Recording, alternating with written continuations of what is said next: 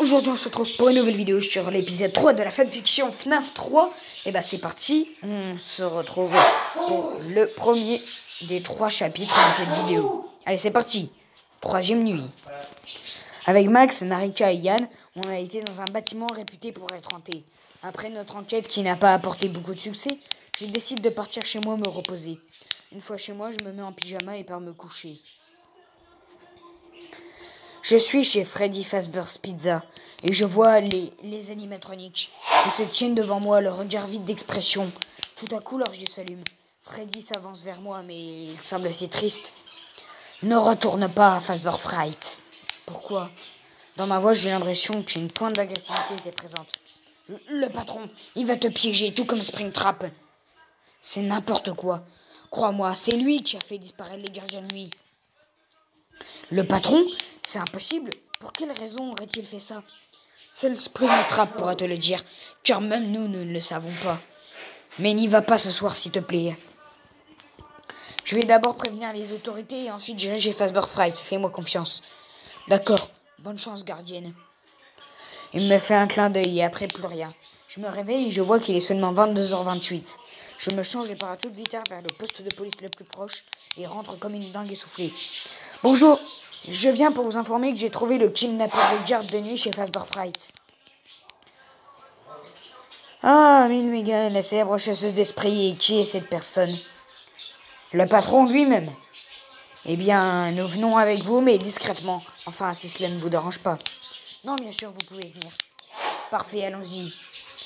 Nous partons et je vois au moins 10 policiers en armes, une arme dans la poche. Je me dirige donc vers Fazbear Fright et entre. J'entends des voix venant de la pièce supposée être fermée. Je me dirige vers la pièce en question et tente doucement de l'ouvrir. Mais la porte est fermée à clé. J'entends des gémissements de douleur. Je reconnaîtrai cette voix entre mille. Springtrap. Et j'entends aussi d'horribles ricanements. Et cette voix est sans doute celle du patron. Je vois le policier de tout à l'heure.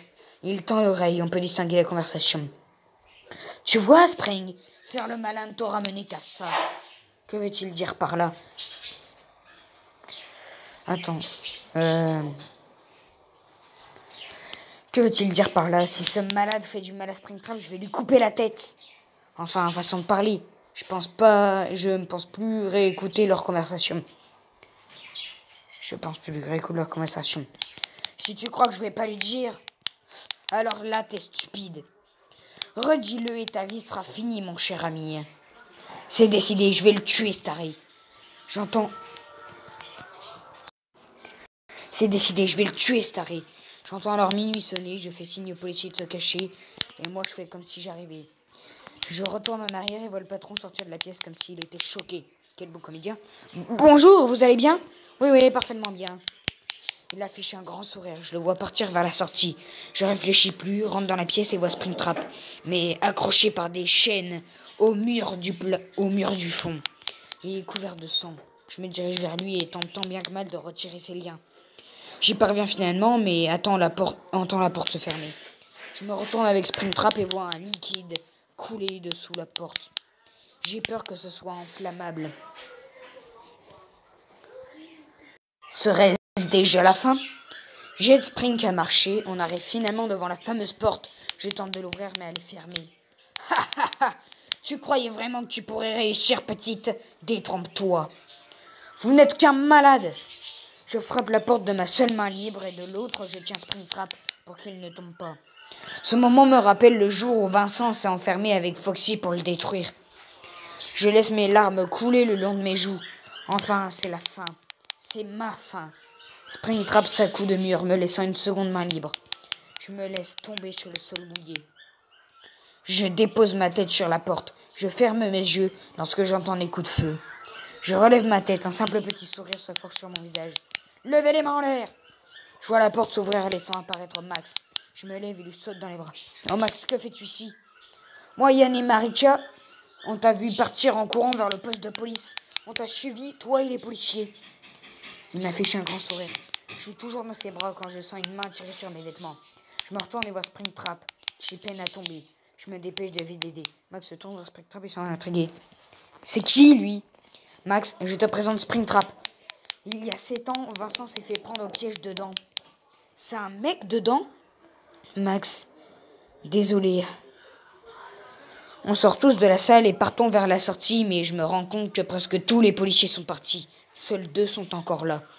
On est tous les 3 devant la porte de la sortie quand je sens une chose derrière ma tête et me retourne et vois le patron, un pistolet à la main. Je me retourne, tenant toujours Springtrap qui se retourne un peu après moi et Max aussi. Alors toi, Springtrap, tu restes ici. Il prend Springtrap et le fout par terre, sur le liquide. Il sort alors un paquet d'allumettes et en allume une. Max me tire pour sortir. Je vois alors que tout commence à prendre feu. Springtrap! Prochaine vengeance. Springtrap! Max me retient de me suicider dans l'attraction en flammes. Je vois le patron sortir, il est blessé mais il tient toujours debout. Je me dirige vers lui. Il me regarde de la manière la plus horrible du monde. Je le déteste. Je lui fous une énorme claque qui se laisse tomber par terre. Je vois alors la police arriver, encerclant ce taré. Je vois les pompiers et les ambulances arriver. Je leur fais signe que quelqu'un a besoin d'aide. Ils se garent tous les deux et les ambulanciers arrivent vers moi. Qui est blessé? Mon ami est dans le bâtiment. Et c'est qui? C'est Springtrap, l'animatronique, mais c'est un robot. Ils partent tous les deux voir. Il n'y a pas de blessés d'ailleurs. Mais pourquoi ils ne me croient pas? Je me tourne vers l'attraction. Springtrap, désolé. Elle m'a abandonné, comme tout le monde. Mais c'est pas eux qui vont gagner. Elle, Megan, elle me les paiera cher. Très cher. Je me lève difficilement et me déplace vers l'office qui n'est pas vraiment atteint. Mais il y a des morceaux de plafond qui bloquent les 2 chemins. Je rebrousse chemin et je vais dans le conduit. Je passe de l'autre côté et arrive vers l'office. Je rentre et vois le feu se répandre vers l'office.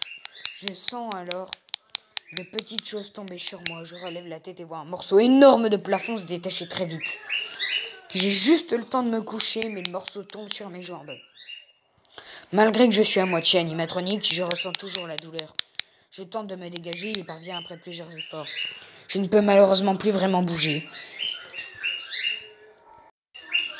Le morceau tombe sur mes jambes. Malgré que je suis à moitié animatronique, je ressens toujours la douleur. Je tente de me dégager et parviens après plusieurs efforts. Je ne peux malheureusement plus vraiment bouger. Je vois sur le bureau une télé, elle est allumée. Je m'assieds sur le siège censé être pour les gardes de nuit. Je vois alors Megan aller avec ses amis, je pense. Le patron, lui, est sur le point de rentrer dans la voiture de police. Pourquoi ne vient-elle pas? La journaliste s'approche d'elle. Dites-nous, où étiez-vous à l'intérieur quand le patron a mis le feu?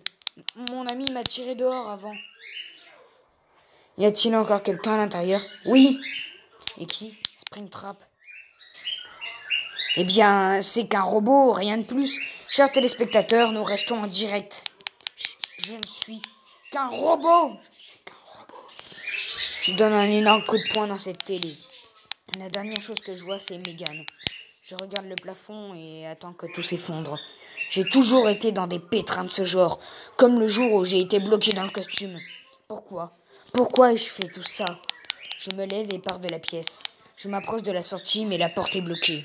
Je ne vois qu'une solution, la porte dans le fond.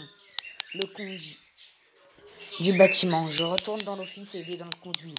J'avance et à la moitié, je vois que le conduit est transpercé par encore et toujours un morceau de plafond.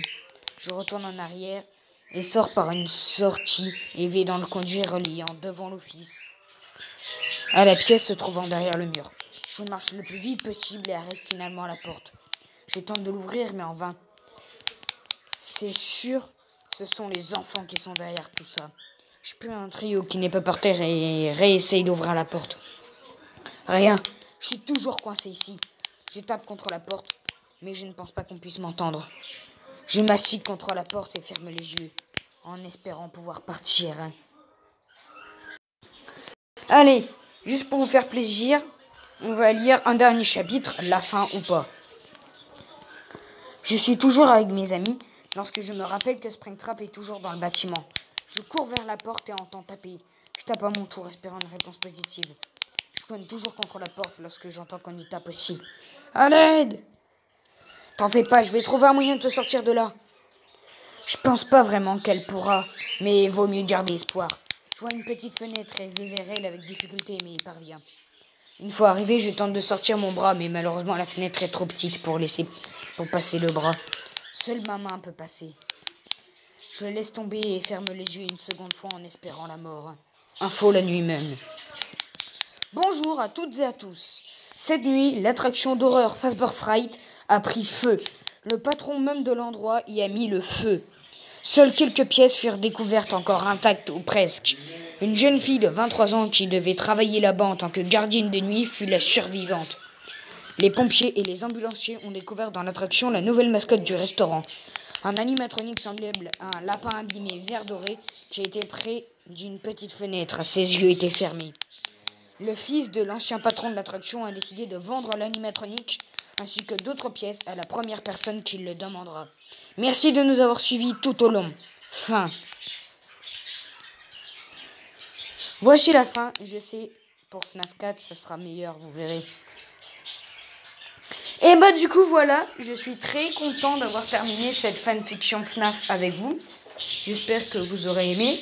En tout cas, on se retrouve dans... je sais pas. Demain, je pense. Ou si j'ai le temps encore un petit peu après. Mais bon, le temps que ça arrive, la bouffe là, parce que je vais bientôt manger. Bah du coup... le temps que ça arrive, je pense que j'ai le temps de faire au moins 36 000 vidéos. Bon, du coup, je vous laisse. Ciao tout le monde. Et c'était Valgamer. Ciao tout le monde.